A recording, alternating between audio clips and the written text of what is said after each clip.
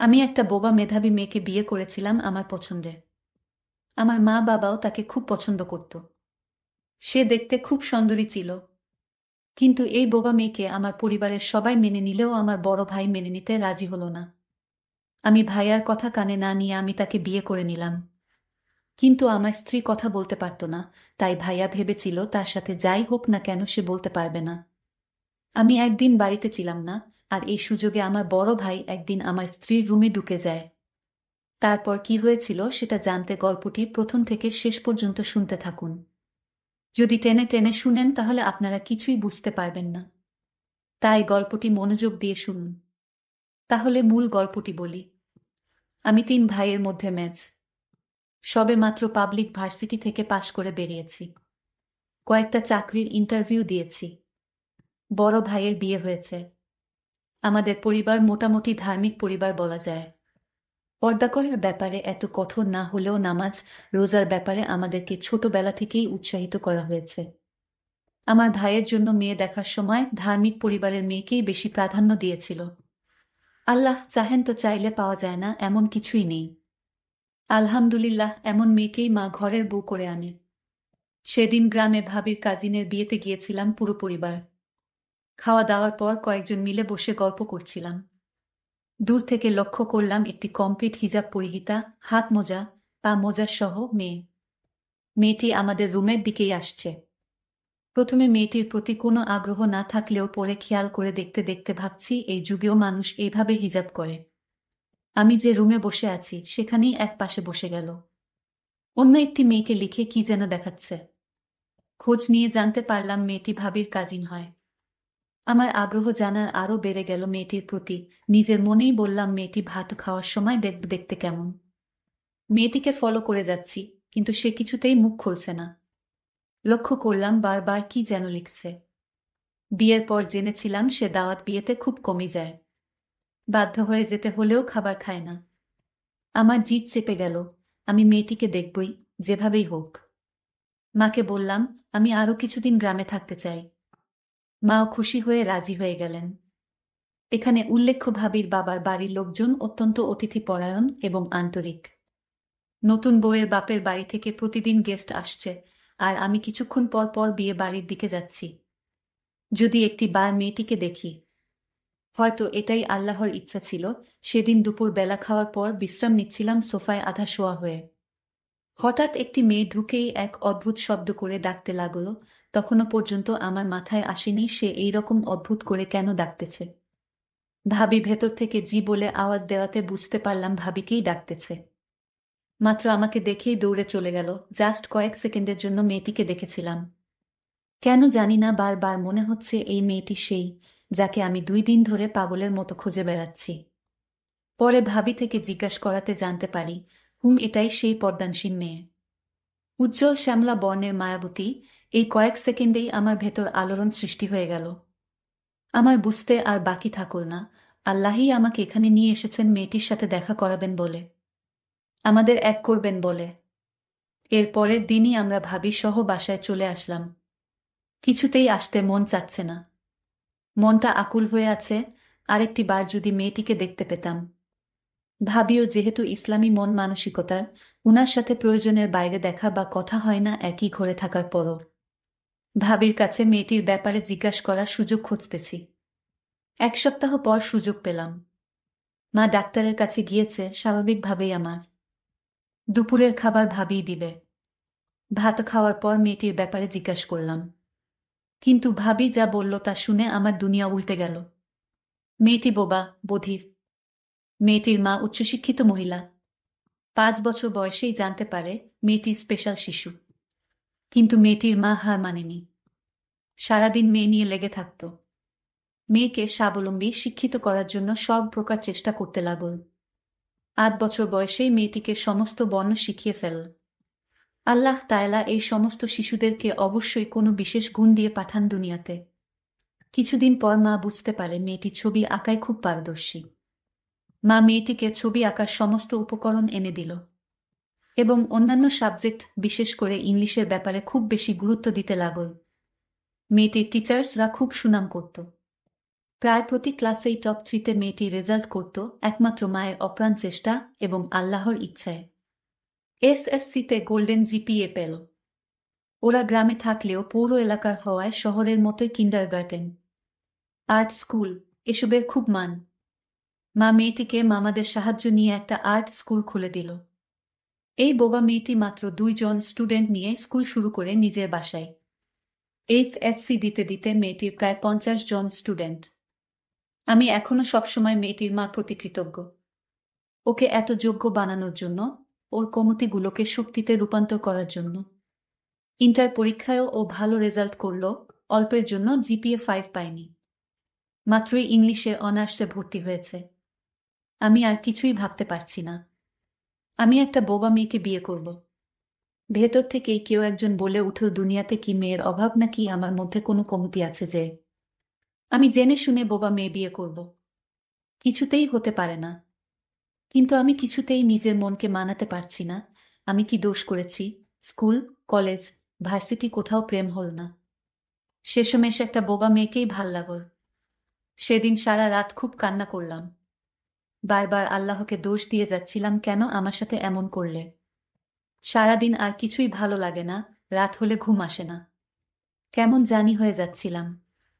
নিজেকে পাগল মনে হতে লাগল।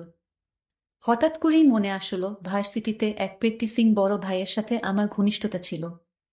উনার কাছ থেকেই আমি অনেক দিনের তালিম নিয়েছিলাম। ইসলামী জ্ঞানে জ্ঞানী। অ্যাকাউন্টিং নিয়ে পড়ালেখা করে এখন একটা ব্যাংকে জব করে। উনাকে আর্জেন্ট দেখা করার কথা বলাতে সাথে সাথে রাজি হয়ে গেলেন। এমনিতেই অত্যন্ত ভালো মানুষ, তার উপর আমাকে অত্যন্ত স্নেহ করেন, ছোট ভাইয়ের মতো। দিনের জটিল অনেক সমস্যার সমাধানও উনি আমাকে দিয়েছেন। পারিবারিকভাবে ধর্ম পালনের অভ্যাস থাকলেও ধর্মকে ভালোবেসে পালন করতে উনি আমাকে সহায়তা করেছেন, আলহামদুলিল্লাহ। বিকালে বসলাম দুইজনে। কোনো বনিতা না করেই সোজাসুজি সব বললাম। ভাই যা বলল তাতে আমার সমস্ত চিন্তা দূর হয়ে গেল, অনেক রিল্যাক্স ফিল করছিলাম সেই মুহূর্তে। ভাই বলল, আমরা সবাই দুনিয়াতে পরীক্ষার জন্য এসেছি, দুনিয়া চিরস্থায়ী কিছু নয়। মেয়েটির পরিবার ভাগ্যবান এবং তুইও, কারণ তুই বললি দুনিয়াতে এত মেয়ে থাকতে আল্লাহ তোকে মেয়েটির প্রতি ভালোবাসা সৃষ্টি করেছেন। আল্লাহ তাআলা তোকে খুব ভালোবাসেন বলেই হয়তো মেয়েটিকে একটি উছিলা করে তোর কাছে পাঠিয়েছেন, তোর সবরের মাধ্যমে আল্লাহর প্রতি বিশ্বাস আরো দৃঢ় করার জন্য। আর কিয়ামতের দিন আমরা সবাই পুণ্যের পাশাপাশি পাপের বোঝা মাথায় নিয়ে চিন্তিত হব। কিন্তু মেয়েটির পাপ বলে কিছু থাকবে না, ওর হিসাবের খাতা থাকবে সাদা। সে শিশুর মতো পবিত্র অবস্থায় দুনিয়াতে এসেছে এবং একই অবস্থায় দুনিয়া থেকে বিদায় নিবে। যেহেতু সে কিছু শুনেনি, কিছু বলেনি, দুনিয়ার খারাপ কিছু সে গ্রহণ করেনি, তার পাপের বোঝা হবে হালকা। আল্লাহ চাহেন তো মাগরিবের নামাজ পড়ে আল্লাহর শুকরিয়া আদায় করে অফুরন্ত আনন্দ নিয়ে বাসায় ফিরলাম। এবার মা এবং পরিবারের অন্য সদস্যদের কিভাবে রাজি করাব সেই চিন্তায় আল্লাহর কাছে সাহায্য চেয়ে। কোনো মাই চাইবেন না তার সন্তান কোনো বোবা বধির মেয়েকে বিয়ে করে। অনেকক্ষণ চুপচাপ শুয়ে থাকলাম আর আল্লাহকে মনে মনেই বলতে লাগলাম, হে আল্লাহ, একটা সহজ পথ দেখাও যাতে মাও কষ্ট না পায় আর আমিও ওকে পেয়ে যাই। আমার জব না হওয়া পর্যন্ত বিয়ে করার পরিকল্পনা নেই। তারপরও আমি চাচ্ছি পরিবারের সবাইকে রাজি করিয়ে নিতে আর মাকে বলে বিয়েটা ফাইনাল করে রাখতে। আল্লাহ চাহেন তো জব অতি শীঘ্রই হয়ে যাবে। রাতে খাওয়ার পর আমি মা বাবার রুমে গেলাম। ডাইরেক্ট মাকে বললাম আমি বিয়ে করতে চাই।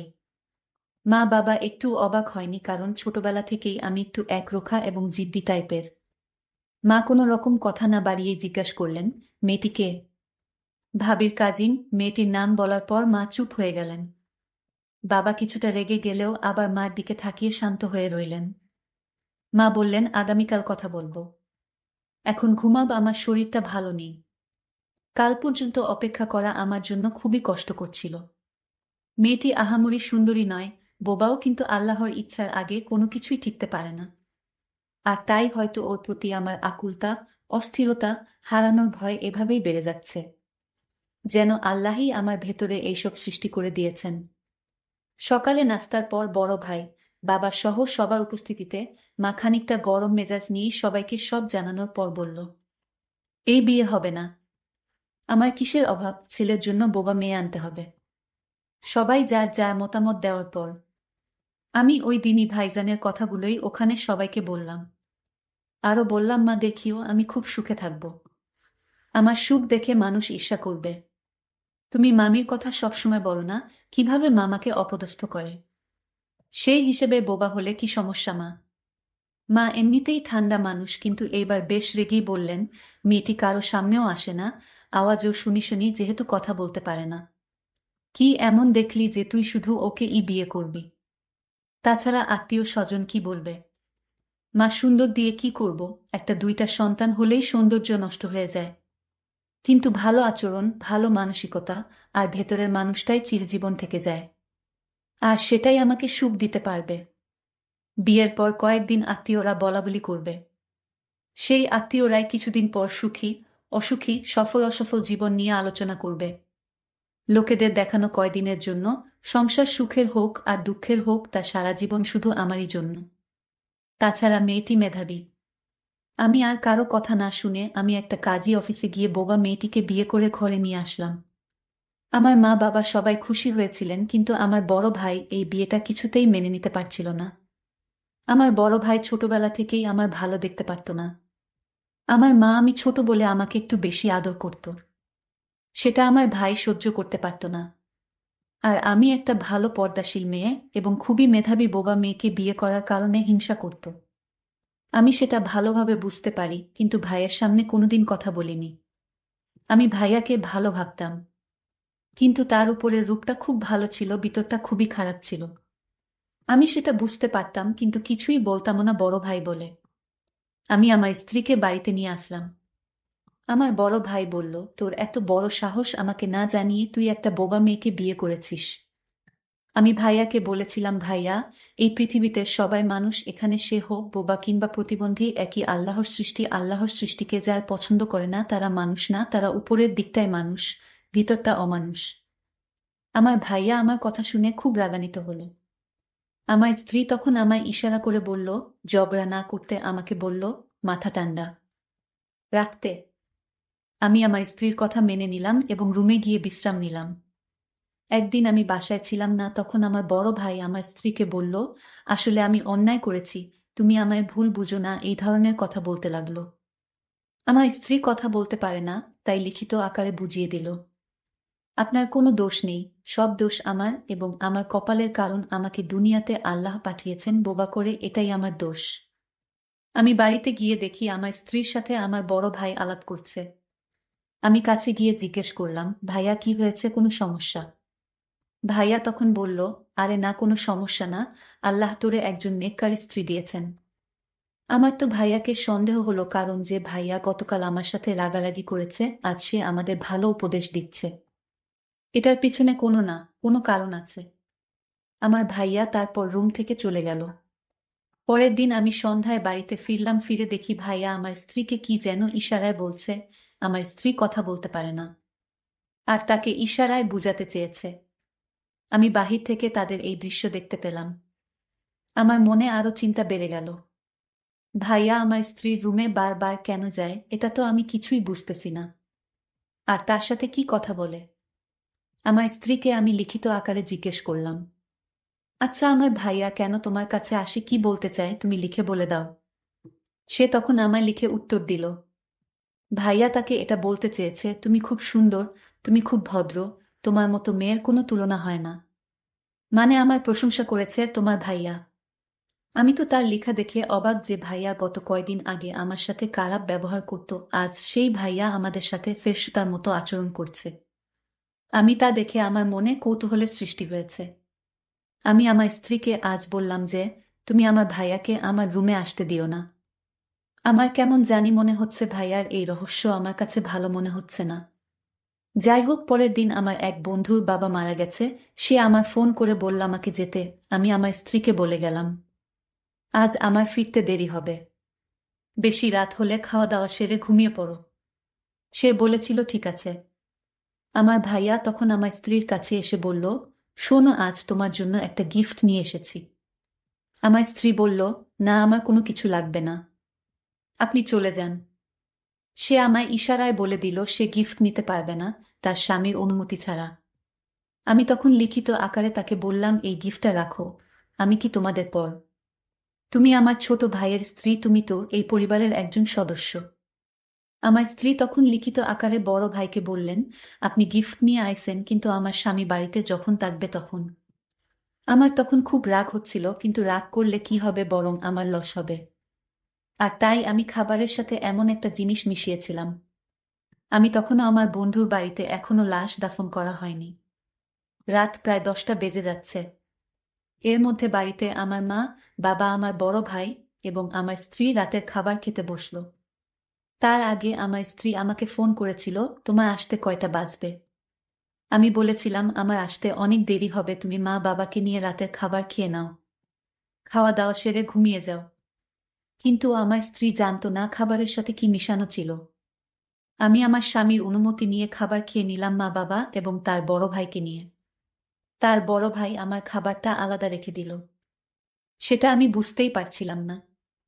আর আমি খেয়ে নিলাম। ভাত খাওয়ার কিছুক্ষণ পর আমার শরীরটা অনেক দুর্বল লাগছিল। আমি আমার রুমে গিয়ে দরজা না লক করেই ঘুমিয়ে গেলাম।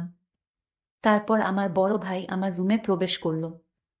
তারপর আমার গলায় থাকা স্বর্ণের হারটা খুলে নিল। আমার স্ত্রীর কানে পড়ে থাকা অনেক দামি স্বর্ণগুলো আমার ভাই চুরি করে নিল। আমি বাড়িতে আসলাম, এসেই দেখি রাত প্রায় 1টা বাজে। এসে দেখি আমার স্ত্রী ঘুমিয়ে আছে। আমি তাকে ধীরে ধীরে ডাক দিলাম। আমার স্ত্রীর নামটাই বলা হয়নি আপনাদের। আমার স্ত্রীর নাম ছিল সাইমা। যাই হোক, আমি আমার স্ত্রীর কাছে গিয়ে তাকে ডাক দিলাম, সাইমা উঠো, আমি আসছি। আমি আবার ডাক দিলাম, এই সাইমা, তুমি শুনছো না? আমি তোমায় ডাকছি, এই উঠো। সাইমার কোনো সাড়া শব্দ পেলাম না। আমি তার কপালে হাত দিয়ে দেখি ঠান্ডা হয়ে আছে। আমি তাকে জোরে ডাক দিলাম, তার হাতটা ধরতেই হাতটা একদম সোজা হয়ে গেল। আমি চিৎকার করে বললাম, সাইমা, কি হয়েছে তোমার? আমি বুঝতে পারলাম সাইমা আর দুনিয়াতে নেই। সে চলে গেছে দুনিয়া ছেড়ে, সাইমা মারা গেছে। কিন্তু আমি মনে মনে ভাবতে লাগলাম, সাইমার তো কোনো রোগ ছিল না, তাহলে হঠাৎ করে কেমনে মারা গেল? আমি সাইমার গলার দিকে তাকিয়ে দেখি তার গলায় যে হারটা পরা ছিল, সেই হারটা নেই। তার কানের মধ্যে পড়ে থাকা স্বর্ণের অলংকারগুলো নেই। আমার আর বুঝতে বাকি রইল না, এই ঘটনাকে ঘটিয়েছে আমার মৃত স্ত্রীর পাশে একটা আংটি পড়ে রইল। আমি আংটিটা দেখে নিশ্চিত হলাম এর সবকিছুর পিছনে আমার বড় ভাই দায়ী। কারণ আংটিটা ছিল আমার বড় ভাইয়ের হাতে। সেটা সাইমার ঘরে পড়ে রইল। আমি চিৎকার করে বললাম, আমার এত বড় ক্ষতি কে করেছে? আমার স্ত্রীকে কেন মেরে ফেলেছে? আমি কান্না গলায় বলতে লাগলাম। তখন আমার ভাইয়া দৌড়ে আসলো, আমার কাছে বলল, কি হয়েছে তোর স্ত্রীর? আমি বললাম, চুপ, একদম চুপ, তুই একটা কথাও বলবি না। তুই আমার ঘরের সবকিছু চুরি করে নিয়ে নিতি, তুই আমার সকল সম্পদ চাইলে আমি তোকে নিঃস্বার্থভাবে তোকে দিয়ে দিতাম, কিন্তু তুই আমার স্ত্রীকে কেন দুনিয়া থেকে বিদায় করে দিলি? কি দোষ ছিল আমার স্ত্রীর? আমার স্ত্রী বোবা ছিল, এটা কি তার অপরাধ ছিল? এগুলো বলতে বলতে আমিও জ্ঞান হারিয়ে ফেললাম। বাবা মা ভাইয়াকে পুলিশে দিয়ে দিল। তার যাবজ্জীবন জেল হয়েছিল। আমার ভাই ছিল লোভী, আমার ভালো দেখতে পারত না। বন্ধুরা, আমাদের সমাজে এরকম অনেক লোভী মানুষ আছে, যারা নিজের কাছের মানুষগুলোকে এমন শোকাহত করে থাকে শুধু অর্থের জন্য। বন্ধুরা, আজকে গল্পটি কেমন লাগলো তা অবশ্যই কমেন্ট করে জানাতে ভুলবেন না। আর এরকম নতুন নতুন গল্প পেতে আমাদের চ্যানেলটিকে সাবস্ক্রাইব করে পাশে থাকবেন। ধন্যবাদ।